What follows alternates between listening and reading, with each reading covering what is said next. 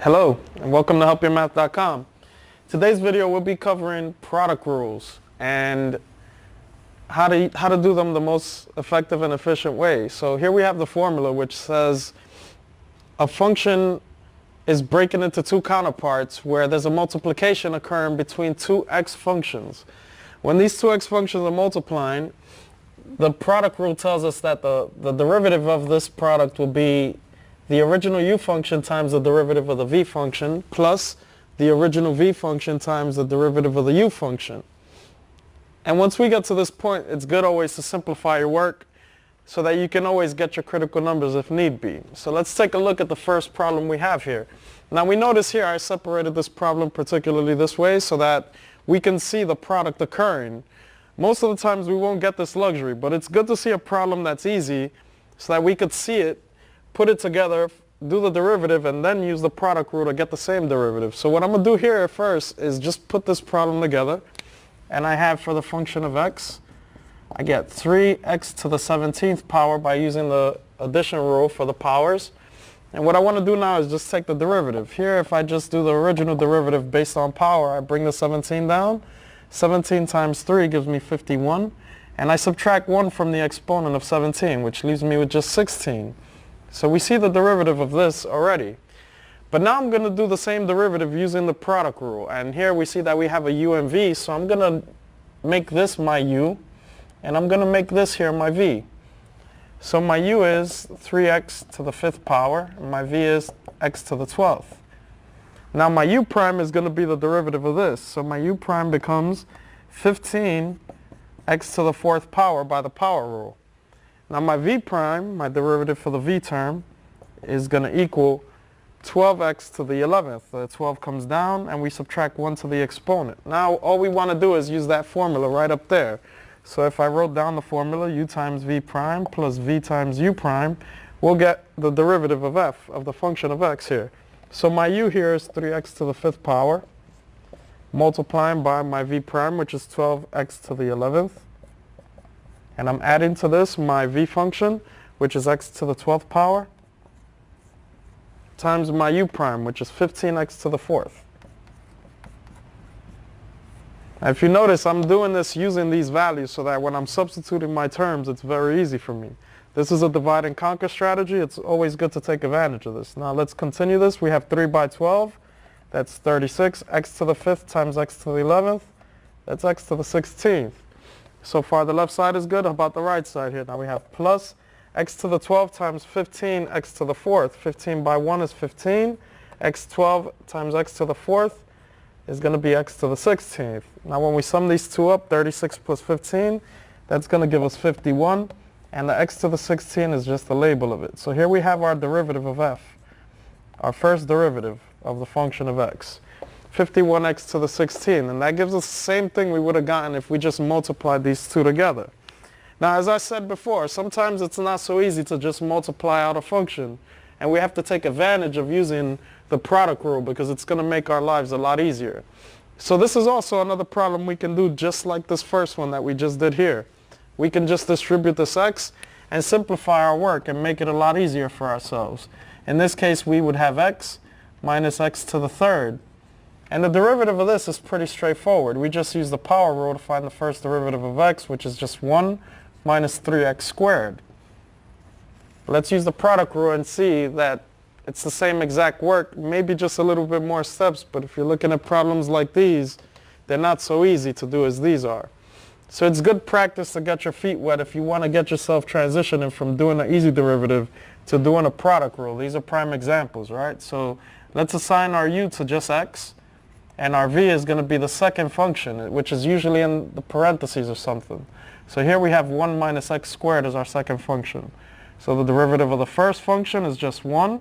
Derivative of x is 1. The derivative of the v term is going to be negative 2x's because the 1 becomes a 0 and negative x squared becomes negative 2x's. So again, we'll use this formula, u times v prime plus v times u prime. And we're just going to insert them in parentheses for each term. So that u term is x. We're multiplying that by v prime, which is negative 2x's. And then we have plus, and our v term here is 1 minus x squared going in parentheses. And finally, our u prime is just 1. Substituting these values with parentheses makes it all the easier. So now we're just going to multiply this out and add our terms that are alike. X times negative 2x's gives us negative 2x squared. Then we have here, everything just becomes exactly what you see here, because it's 1 times this, and this is a positive symbol, so this is going to come out exactly as we see it. Now all we have to do is combine like terms, and we have our first derivative for this product rule. So this here is going to give us 1 minus 3x squared. Same exact value as we had in the first one. Now, in this problem, we don't have the luxury that we did in the first two. So this is where we're just starting to apply our product rules. So in this case, we want to assign each particular value to u and v right away. So here my u is going to be 4x cubed, and my v value is going to be x plus 1 to the third power. Now this is not as easy as these, as I mentioned before. Here we're using a chain rule for the v term, and for the u term we're just using a simple a power rule. So here we have our u prime is 12x to the second power. Now for our v prime we're using the chain rule, so we're going to say we have 3 times x plus 1 to the second power times the derivative of the inside, which is just 1 in this case. The 1 goes to 0, the x goes to 1, so it's 1 plus 0 for the derivative, and there we have it. So our v prime is just going to be 3 times x plus 1 to the second power. Now the real good news about this is when we're doing product rules, it's alright to end up with a term like this because we won't have to do much. Usually they both do have a common factor, and in this case I think that's what we will have. So here we have the product rule formula, which is u times v prime plus v times u prime, and in this case our u is going to be 4x to the third power.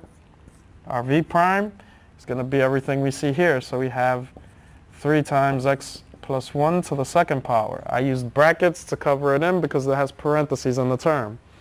For the second term here we have plus our v times u prime. So our v is going to be x plus 1 to the third power, and our u prime is just 12x squared. So we're multiplying this by 12x squared. Now it's very important that when you get to this point you look at these two and you say, what's the greatest common factor? Well, 3 times 4 is also 12, and this has x cubed and this has x squared, so we know they both have at least 12x squared. So let's factor that part out first. What else do they have in common? So what's left over here so far? So far all I have is an x, but what about this? This is x plus 1 to the second, and here I have x plus 1 to the third. So they both also have x plus 1 to the second power. So what's left over after I factor all of this out? I'm using this to divide all of this. This goes away. The 12 is 3 and 4, and x squared leaves me with just an x in here. How about for the second term? I'm using all of this to divide all of this. 12x squared goes away perfectly, and all I'm left with is x plus 1 to the first power. So I'll drop this in here in parentheses. Now let's simplify our work, and it's perfectly factored and ready to solve for critical numbers if you ever have to do that in a test or so. So here we have 12x squared, x plus 1, second power, and for the last term here, x plus x are 2x's plus 1. This makes it very easy to solve for your critical numbers. So keep in mind that if you keep factoring these, you'll get your work more than halfway done. Now for this last problem, for number 4, I'm going to bring it all the way back over here since we're not using this side of the board right now.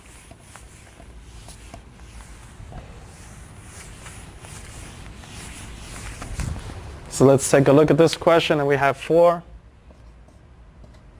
is the function of x equals 3x plus 1 to the second power times the square root of 1 minus x squared.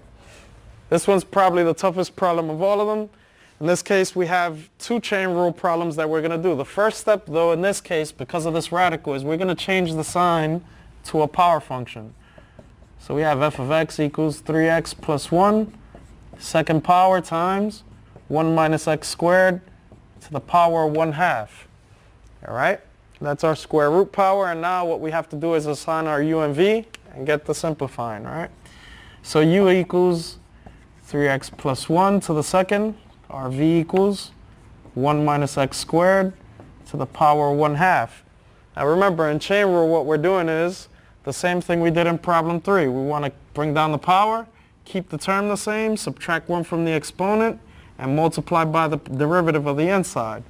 So here what we're going to get is u prime, and our u prime is going to be 2 times 3x plus 1 times the derivative of the inside, which is just 3. Let's simplify this out a little bit. It looks a little more friendly than it does. I'm just going to have this 3 and this 2 multiply and leave it just there. So here I get 6 times 3x plus 1. This I don't care too much about because I'm sure there'll be a common factor with it. Let's see the v prime now. Let's just bar this off. The v prime is going to be 1/2, 1 minus x squared to the power of negative 1/2. After I subtract 1 from 1/2, I get a negative 1/2. And this is going to multiply by negative 2x's for the derivative of negative x squared. Now let's bring this all together. This is going to go down to the denominator and join the 2 here. These 2's are going to reduce to 1. So this is just going to be in the denominator by itself. So I have v prime equals the fraction with this in the bottom with a positive 1/2 value when I move it downstairs. The negative 2 and the positive 2 here are going to reduce to 1. And I'm just going to have a negative x as the numerator. So this one's a negative fraction. So now let's put it all together, right? We have u times v prime plus v times u prime. So our u value, again, we have 3x plus 1 to the second power. Our v prime term is this one. We have negative x over 1. Let's use a bracket here. Minus x squared to the power 1/2. And here to this, we're going to be adding the second terms. So here we have v times u prime. Our v term is 1 minus x squared to the power 1/2. Our u prime term is going to be 6 times 3x plus 1. So we have 6 times 3x plus 1. Luckily, the 3x plus 1 is going to come in handy. But the bigger picture here, the bigger problem we have is that we have a fraction on this side. So let's join these 2 together, right?